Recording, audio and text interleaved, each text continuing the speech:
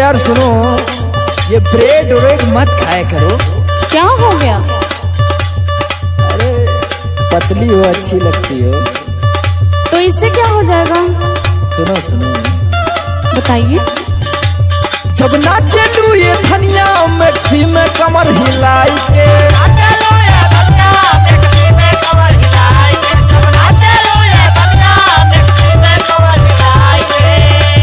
जब नाचे लू ये धनिया मैक्सी में कमर हिलाई के, तो मन करेला चुम्मा तोहले ली गोरा उठाई के। जब नाचे लू ये धनिया मैक्सी में कमर हिलाई के,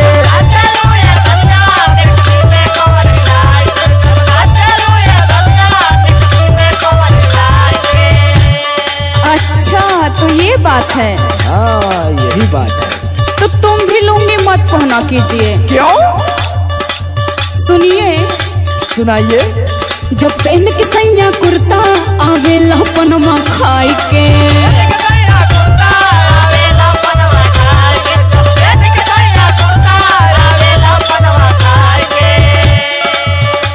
जब पहन के सैया कुर्ता आवेला पनमा खाई के, क्या बात कर रही हो? तब मन करे कि भुइये तो कॉली प्यार सुताई के। जब पहन के सैया कुर्ता आवेला पनमा खाई के,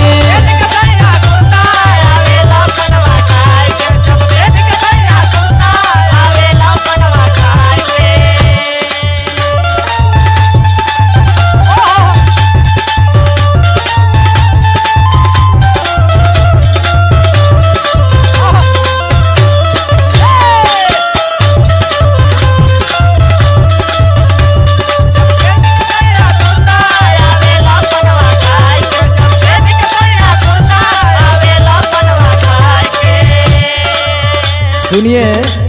क्या? आप में एक बात थोड़ी है, तो बहुत बात है। अच्छा।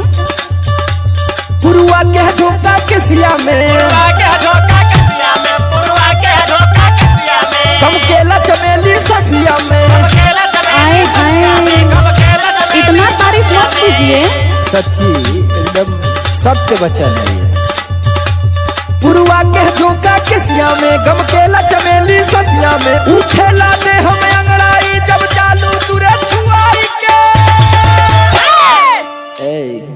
सुनिए ना। क्या?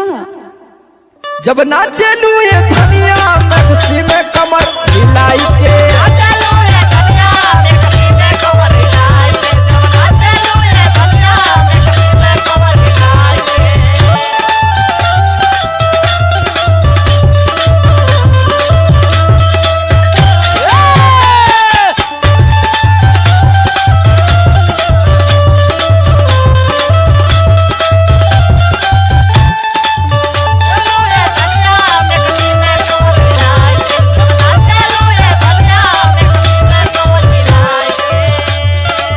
अरे वो सब तो ठीक है, लेकिन आप भी कुछ कम थोड़ी हैं।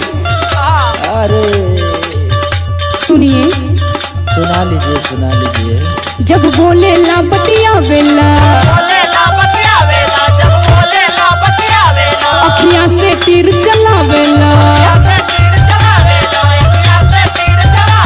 जब बोले ला बतिया वेला, अखियां से तीर चलावेला।